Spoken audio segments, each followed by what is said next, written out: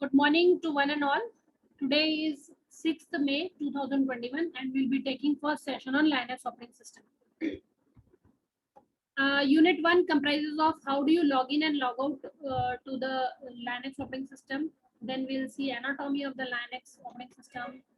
Structure देखेंगे, उसका directory structure देखेंगे, फाइल टाइप्स देखेंगे, शेल प्रोग्रामिंग देखेंगे, then we'll see the command. So this is the syllabus for unit 1. I have already told you that the syllabus can be downloaded from my Moodle website.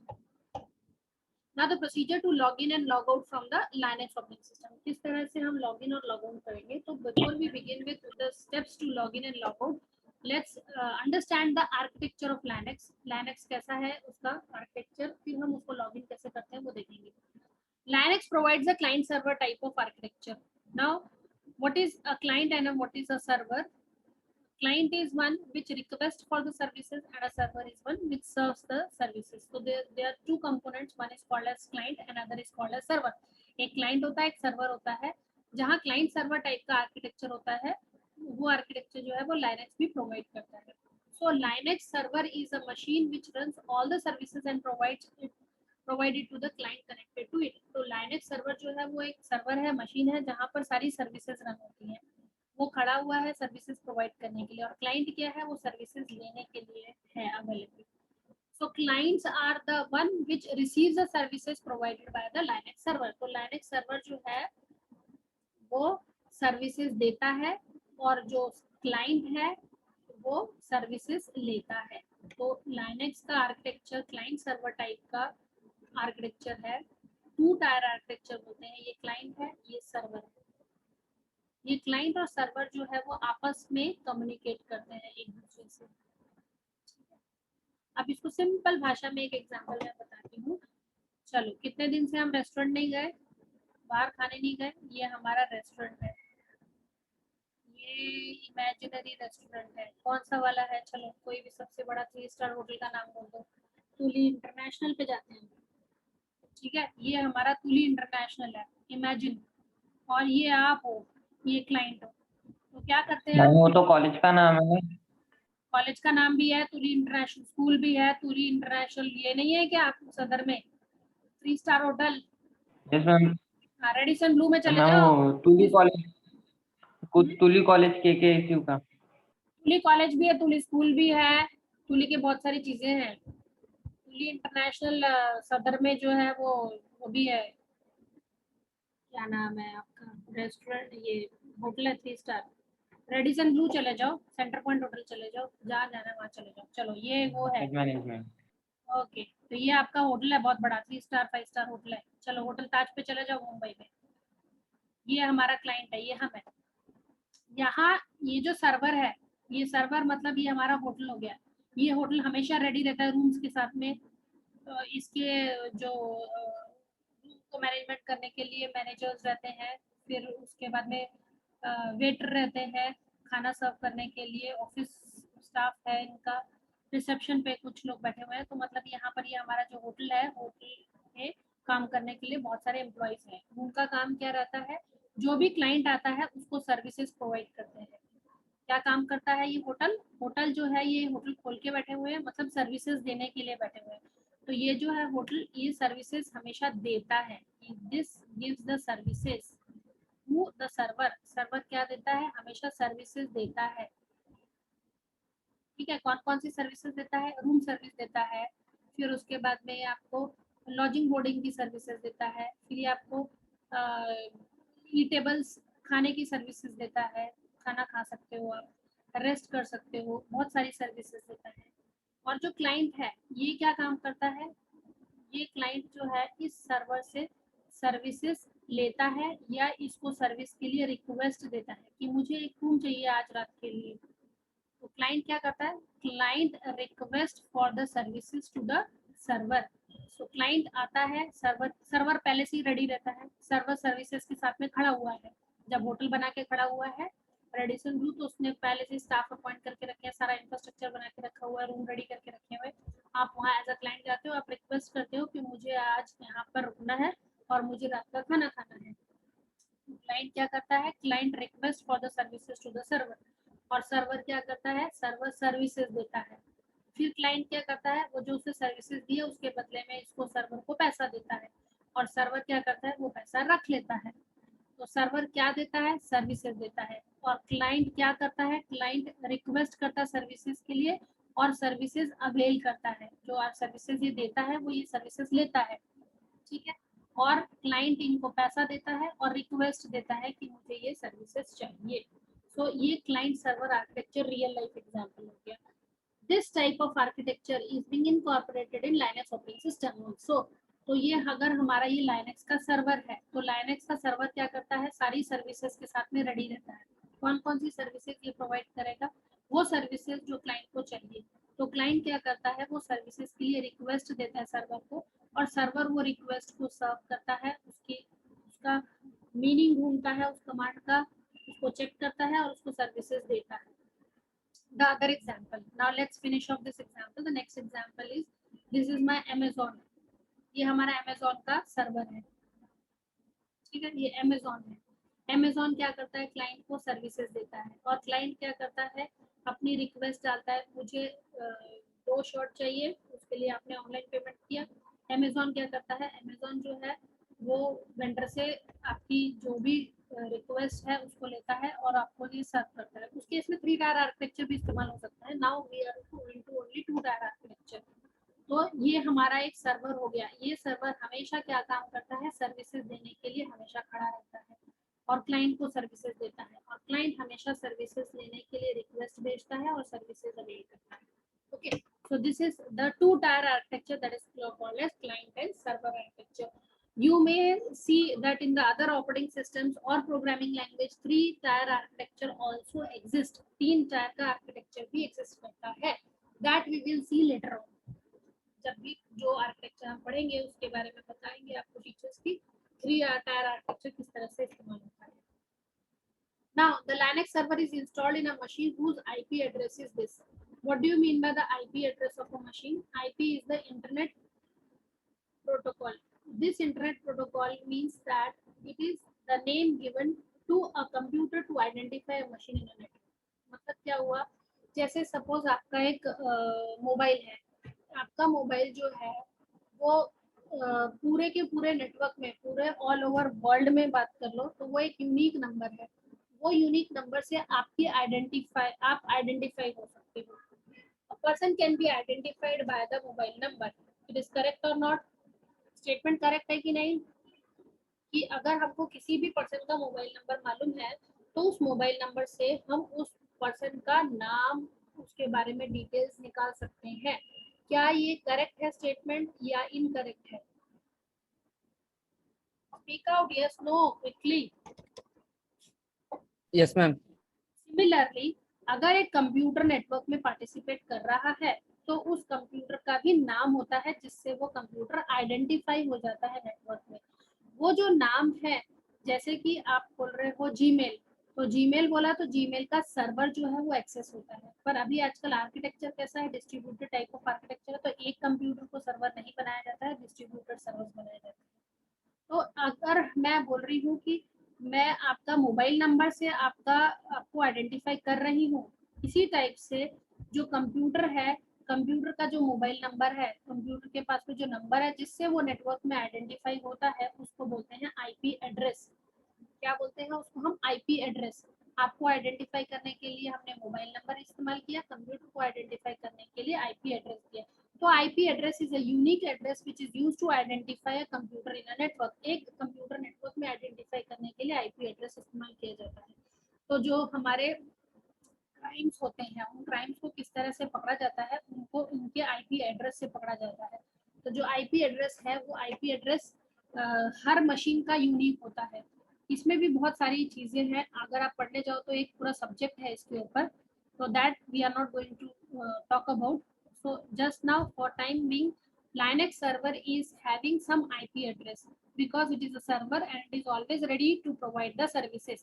ये एक server है और ये server हमेशा खड़ा हुआ है सर्विसेज देने के लिए। किनको? Linux क्लाइंट को Linux सर्वर सर्विसेज देता है। तो Linux क्लाइंट से Linux सर्वर कनेक्ट होना चाहिए, सर्वर क्लाइंट से कनेक्ट होना चाहिए, क्लाइंट सर्वर से कनेक्ट होना चाहिए। तो एक दूसरे से कनेक्ट होने के लिए उनको एक दूसरे का आईपी एड्रेस मालूम होना चाहिए। बेसिकली क्लाइंट को तो मालूम होना ही चाहिए सर्वर का आईपी एड्रेस, ताकि वो उस पर्टिकुलर सर्वर से कनेक्ट हो जाए। अब अगर मैं बोलती हूँ कि अगर आपको जीमेल एक्सेस करना है तो आप जीमेल के सर्वर से कनेक्ट होते हो, तो जीमेल के सर्वर से कनेक्ट होने के लिए आप जीमेल वर्ड यूज करते हो, तो वो डोमेन नेमिंग सिस्टम कहलाता है। तो हमने क्या किया, आईपी एड्रेस को नाम दे दिया जीमेल। जब आप उसको कनेक्ट करते हो तो ब्राउजर में नीचे में आपको आईपी एड्रेस भी दिखाई देता है, अगर आपका ब्राउजर सपोर्ट करता है तो तभी कनेक्टिंग के टाइम पे आपको नीचे पिंग करता हुआ आईपी एड्रेस भी नजर आता है। तो बेसिकली हर मशीन को एक पर्टिकुलर आईपी एड्रेस होता है जिससे वो मशीन आइडेंटिफाई होती है नेटवर्क में। अब हम क्या प्रोसेस पढ़ रहे हैं, हम लॉगिन एंड लॉग आउट। तो लॉगिन करने के लिए क्लाइंट को सर्वर के साथ में कनेक्ट होने के लिए उसका आईपी एड्रेस मालूम होना चाहिए। जब हमें उसका आईपी एड्रेस मालूम है तो हम उसको कनेक्ट कर सकते हैं। उसको कनेक्ट करने के लिए client can be connected to the server by an application called as putty. अगर हमने एक लाइनेक्स का सर्वर बनाया है, Linux is basically an operating system, एक ऑपरेटिंग सिस्टम है, तो एक कंप्यूटर के ऊपर लाइनेक्स का ऑपरेटिंग सिस्टम इंस्टॉल कर दिया है। उबंटू करके सॉफ्टवेयर आता है, उबंटू कंपनी है, वो Linux operating system, Linux operating system है उस कंपनी का। रेड हैट भी कंपनी है, वो भी लाइनेक्स ऑपरेटिंग सिस्टम उसका भी है। जैसे आपके पास में बहुत सारे साबुन अवेलेबल है, लक्स का सोप है, संतूर सोप है मार्केट में, नहाने के लिए इतने सारे साबुन है, ऐसे ही लाइनेक्स ऑपरेटिंग सिस्टम के लिए बहुत सारी कंपनीज है मार्केट में जो Linux operating system open source है जो हमको प्रोवाइड करती है। तो ये जो लाइनेक्स ऑपरेटिंग सिस्टम है ये अलग अलग कंपनी से हम ले सकते हैं। तो अब इसमें क्या होता है कि ये जो क्लाइंट है, client can be connected to the Linux server by an application called as putty. Putty नाम की एक एप्लीकेशन है जिससे क्लाइंट जो है वो कनेक्ट हो सकता है लाइनेक्स के सर्वर पे। तो लाइनेक्स का सर्वर का एनवायरनमेंट बिल्कुल डिफरेंट रहता है, वो जो हमारा विंडोज का एनवायरनमेंट जैसे विंडोज शुरू होता है माइक्रोसॉफ्ट वैसा नहीं रहता, वो बहुत अलग रहता है।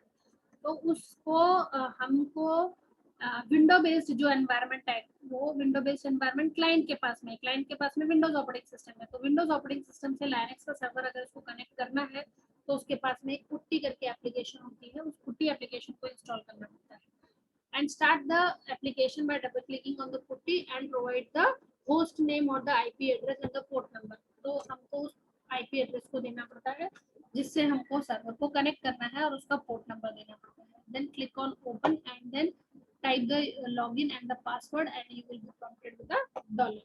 तो आपको इस तरह से स्क्रीन दिखाई देता है। ये पुट्टी का एप्लीकेशन है। ये एप्लीकेशन पुट्टी का एप्लीकेशन कहाँ पर रहता है, ये पुट्टी का एप्लीकेशन हम विंडोज ऑपरेटिंग सिस्टम में एज एन ऐप इंस्टॉल कर सकते हैं।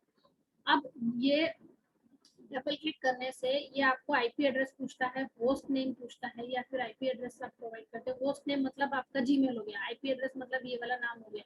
ये आईपी एड्रेस का ये फॉर्मेट है, इसी फॉर्मेट में रहता है। ये पहला वाला जो डॉट है इसके पहले हम 0 to 255 नंबर दे सकते हैं।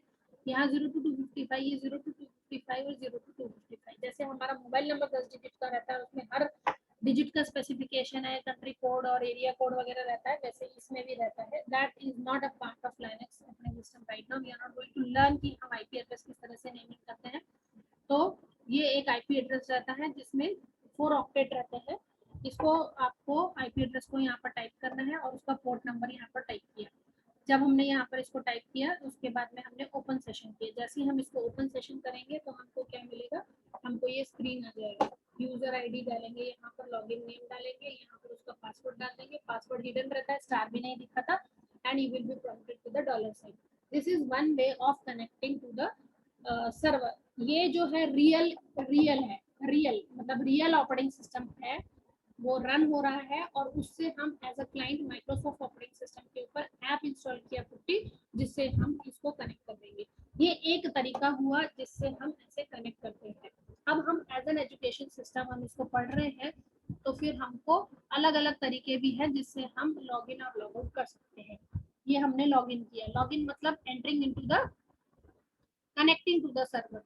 Log out means disconnecting to the server. Client will get disconnected to the server means log out.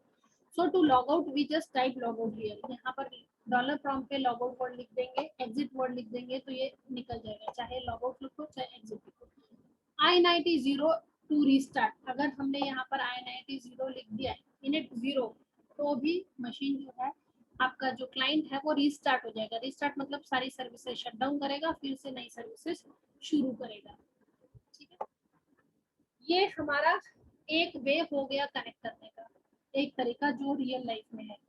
दूसरा तरीका ये है कि हमारे पास में वर्चुअल मशीन का कंसेप्ट है। कितने लोगों को मालूम है वर्चुअल मशीन क्या होता है? Do you know the concept of virtual machine? Yes ma'am. अच्छा, क्या होता है वर्चुअल मशीन? मैम वो एक एप्लीकेशन होती है जो कंप्यूटर में इंस्टॉल करना पड़ता है, फिर उसके अंदर हम लोग जो चाहे ऑपरेटिंग सिस्टम हम लोग उसमें रन कर सकते हैं। Good, you have seen that, देखा है आपने? यस मैम, यूज ओके, भी किया है मैम। कौन सा ऑपरेटिंग सिस्टम इंस्टॉल किया उसके ऊपर? मैम विंडोज 10 था तो VMware इंस्टॉल करके विंडोज 7 और उबंटू और फेडोरा इंस्टॉल किया था। तो do you have right now, अभी आपके पास में है क्या वो सिस्टम? उबंटू है क्या? नहीं मैम, अभी नहीं है। अरेंज कर सकते मैम। तो अरेंज करना और पढ़ना है, अरेंज करना है और पढ़ना है, क्योंकि मैं उबंटू पे पढ़ाने वाली हूँ।